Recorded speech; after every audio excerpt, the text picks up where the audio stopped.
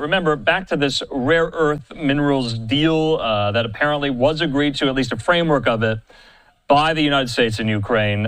President Trump was asked about this today in the Oval Office. This is what he said about it, because we learn Volodymyr Zelenskyy is coming to Washington, to the White House on Friday. We also learned that the UK Prime Minister, Keir Starmer, coming on Thursday. This as French President Macron was just there yesterday. Let's listen to Trump here. True that President Zelenskyy is coming on Friday to meet with you, and is the mineral deal sorted out? Yeah, I hear that. I hear that he's coming on Friday. Certainly, it's okay with me if he'd like to, and he would like to sign it together with me, and I understand that's a big deal, a very big deal. And I think the American people, even if you look at polling, they're very happy because, you know, Biden was throwing money around like it's cotton candy, and it's a very big deal. Look, it could be $1 trillion deal, it could be whatever, but it's rare earths and other things. And look, we're spending hundreds of billions of dollars on Ukraine and Russia fighting a war that should have never, ever happened. That's a war that would have never happened if I were president. And it didn't happen for 4 years. People say, how do we know that it didn't happen for 4 years? Would have never happened. And nevertheless, this guy went into this situation and he spent money like nobody's ever seen, $350 billion. The other thing that we don't like is that Europe has spent $100 billion. We've spent $350 billion. Europe gets their money back because they spent it in the form of a loan, and we just gave them, whether it's 300 or 350 billion, nobody really knows. They can't even tell me the answer to that, but it means probably more than that. So what we're doing is now we're saying, look, we want to be secured. We want to get that money back. We're helping a country through a very, very big problem, a problem like very few people have had. Shouldn't have had this problem because it shouldn't have happened, but it did happen, so we have to straighten it out. But the American taxpayer now is going to get their money back plus. Mr. President, yesterday with Emmanuel Macron, you said you had spoken to Putin about the idea of peacekeepers in Ukraine, that Putin was fine with it.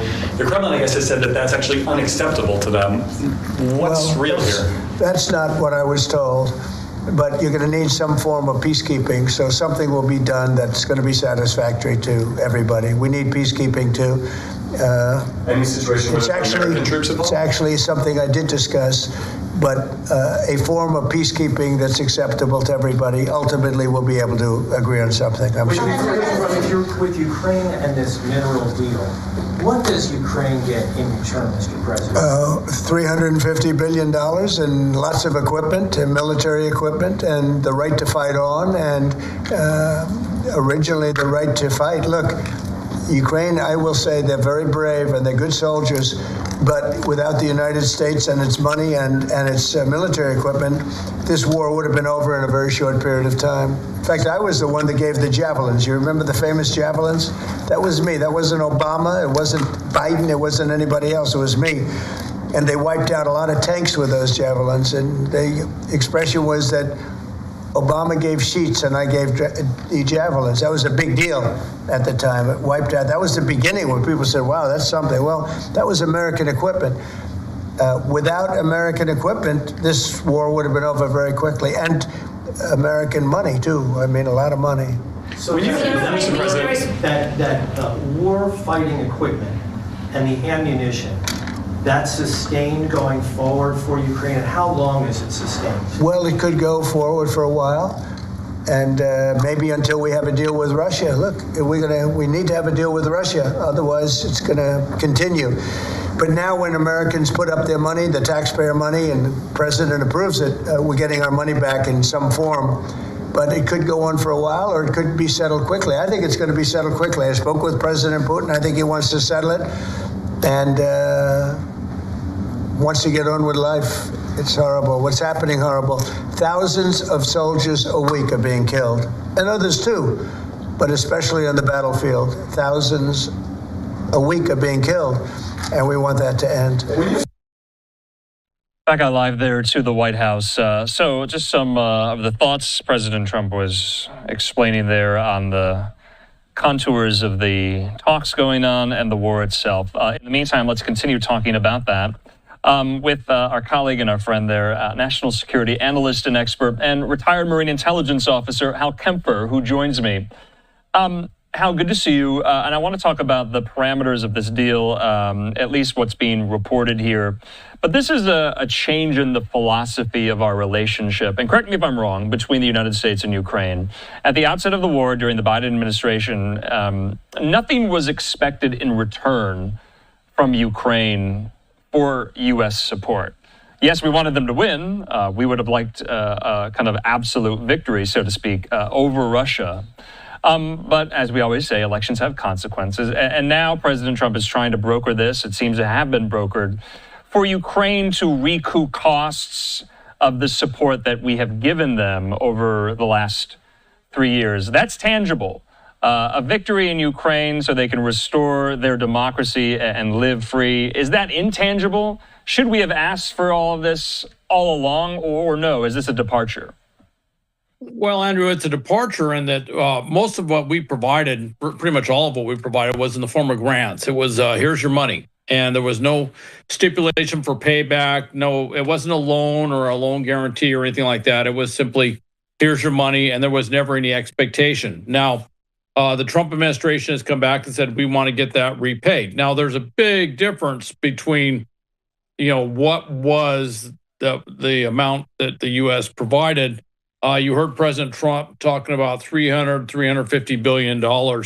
If you look at congressional allocations for Ukraine, and that's both military and humanitarian aid, total aid across the board, it's about half of that. It's about $175 billion.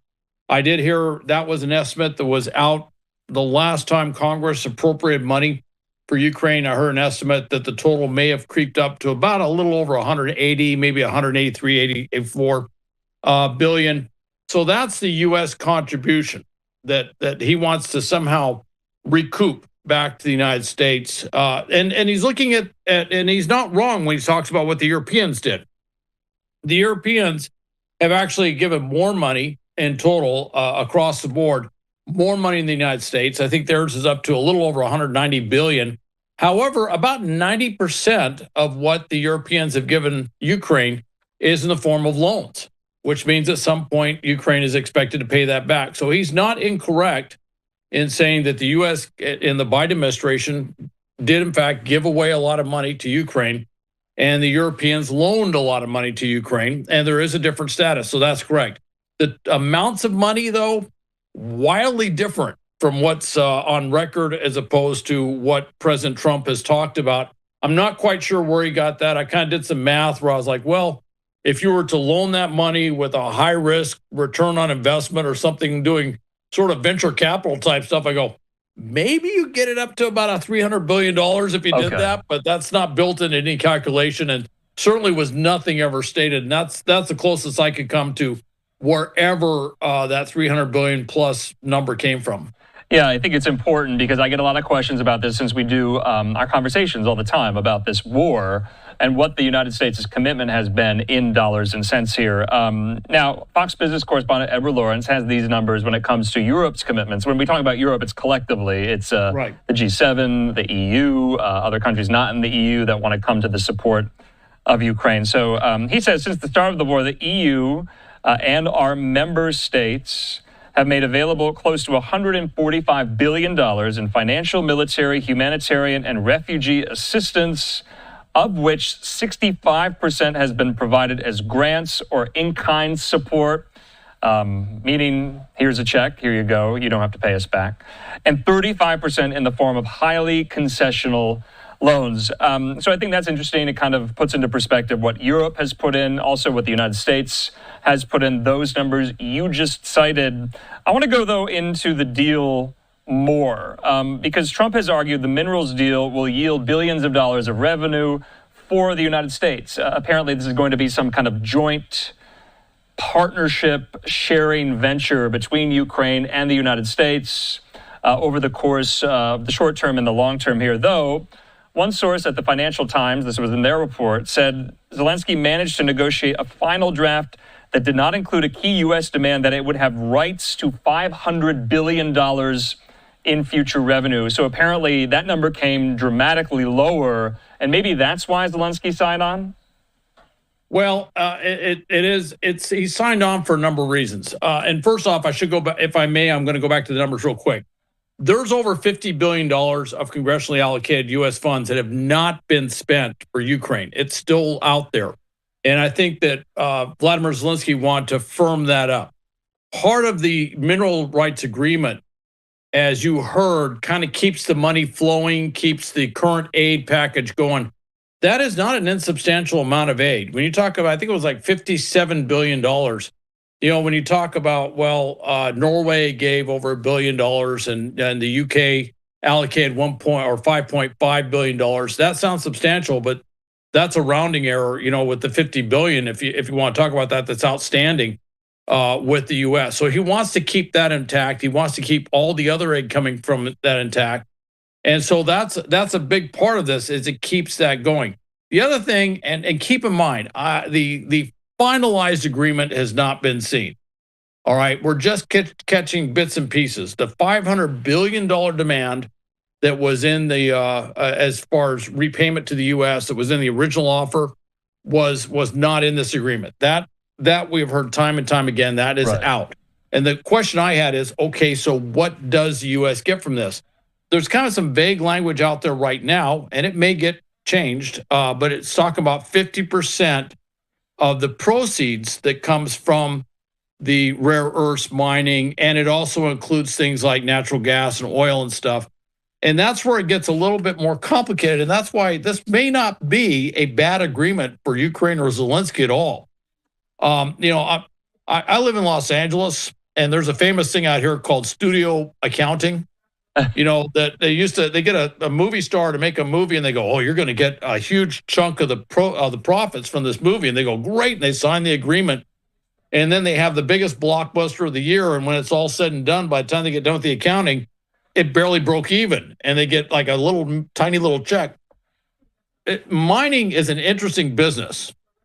My father was a miner, and I've done a lot of things looking at mining. I've done consulting in mining. There's a saying in that world, which is, if you want to make a small fortune in mining, you start with a large fortune. You gotta, first off, you have to mine it. That's part of it. Just getting the raw minerals, all the mining and everything else. And then all the remediation has to be done afterwards. Then you have to process whatever you mined. Then you have to get it to wherever it's got to go.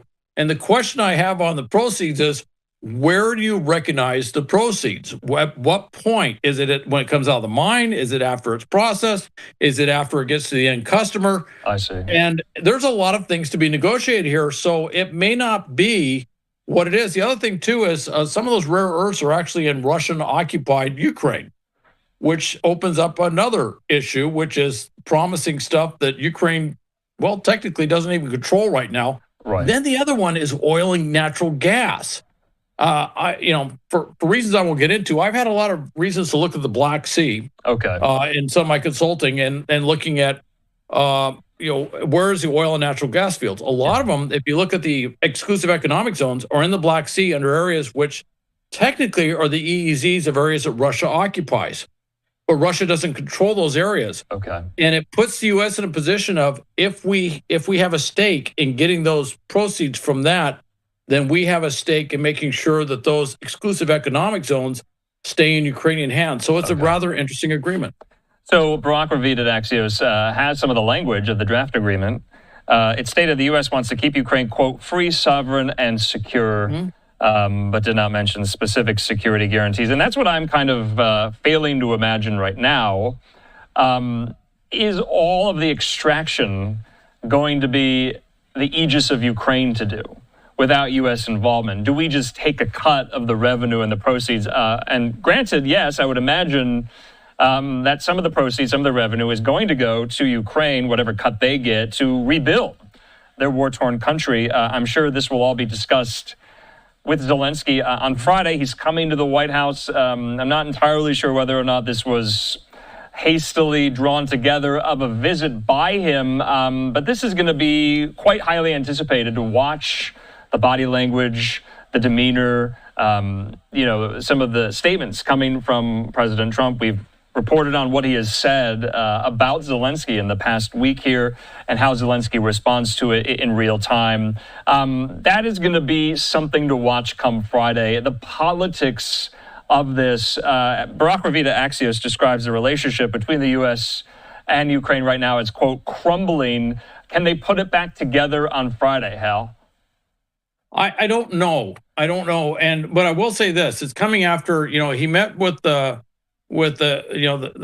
Poland's head of state. It wasn't a great meeting. He was supposed to have an hour. I think he ended up with 11 minutes. It wasn't really that terrific, but it was kind of an opportunistic meeting. And then, of course, he had that really what looked like a great meeting with Macron of France, and now he's going to have a meeting with Keir Starmer of Great Britain.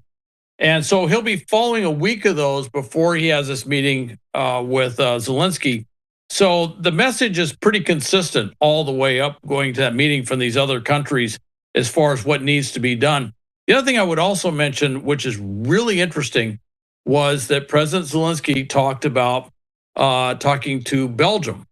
And of the $220 billion of the frozen Russian assets that are held in Europe, of the 300 plus billion that are held worldwide, Belgium is actually the biggest holder of those frozen Russian assets. And there is big discussion today. Great Britain came out and said, yes, it's time to seize those assets and use them to pay Ukraine. That is happening. I mean, I don't want to mix it too much, but that whole movement is happening very quickly. At the same time, we have this mineral rights agreement. Right. And from Ukraine's standpoint, it's all how much money are we going to get from everything? How many security guarantees are we going to be able to get with this? All of this is happening simultaneously, and it's going into Friday. And I don't know what's going to happen between now and Friday in terms of the frozen assets thing. But the U.S., surprisingly, as we've cut back our influence in that, is having less influence in that. And the Europeans are going to probably do whatever they do. And that's going to be playing in the background while they're talking about the agreement and while they're working out the details of the agreement. By the way, I should also mention that when you do mining and you're doing all that stuff, you have overhead. You got security. You got to secure the mines. How much do you allocate as a security cost? Well, we had to hold the Russian army at bay. Okay, so how much of that? Maybe 2 or 3 divisions? Yeah. You start getting into some rather interesting stuff that gets into at what point the U.S. would see that 50% of the proceeds. Okay. I just mentioned this. I'm not saying that the Ukrainians are sitting there doing studio accounting on this, but they are looking at this. If it's a percentage, that's a big difference from a hard number. And I think the Ukrainians are very well aware of what potentially this could help them do. Yeah, and I want to just make the comparison. Maybe this is a leap, and correct me if I'm wrong here, but there are somewhat hallmarks and similarities to what President Trump has said about the Gaza Strip and U.S. involvement within the Gaza Strip, because this was a candidate who ran on decreasing and diminishing the U.S. footprint abroad. So he has the Gaza idea still floating out there of U.S. ownership of Gaza. And then this very long-term rare earths mineral mining deal on the table, at least a framework of which is on the table, between the U.S. and Ukraine that we may be tangled in with Ukraine for, 10, 15 years. Mining operations don't just spring up overnight. They take a long, long time to develop, the infrastructure of which takes time to develop here. So I just thought that was somewhat maybe interesting, maybe ironic that, right now there's no U.S. troops on the ground in Ukraine. Obviously, there wouldn't be when you strike a deal like this that's purely financial on its face. But it's still long-term involvement with an ally, yes, on these financial grounds when maybe the war is all said and done. But the war is still ongoing. And so I just think maybe voters of the president might be surprised that he is so eager to jump into something like this. But yes, the rationale for it is recouping some of the costs we've given during the Biden administration. So we'll just have to wait and see. Friday will be interesting. Hal Kempfert, thanks so much. Okay, thank you, Andrew.